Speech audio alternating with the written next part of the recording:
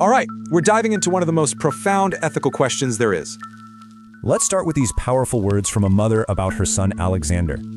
A car accident left him with severe brain damage, a large part of his cerebral cortex just gone. For 4 years, he was completely unresponsive, kept alive only by machines and a feeding tube. His mother was certain he wouldn't have wanted this, but doctors and courts denied her wishes. Alexander's story really forces the question, doesn't it? It makes us define the terms. So there are really 4 kinds of euthanasia, from passive withdrawal to active intervention. The central argument for active euthanasia?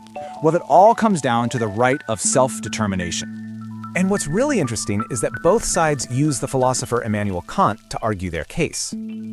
But, of course, allowing this raises some pretty serious ethical questions and objections. You know, some people fear it could fundamentally change the whole doctor-patient relationship. And what about societal pressures? Could this create a freedom to die that feels mandatory? So, what does the data actually show? Well, we can look to the Netherlands for a test case. Since it was legalized in 2001, about 4,500 people there have chosen active euthanasia annually. But here's the thing. Advocates and opponents look at these exact same numbers and see totally different stories. This leaves us with one final crucial question. What about the alternative of palliative care?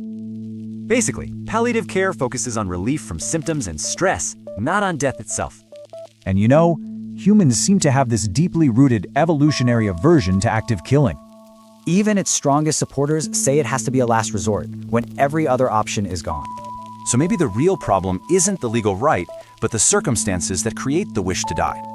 So, do we focus on an individual's right to decide, or on society's duty to provide care? Ultimately, it leaves us with this question.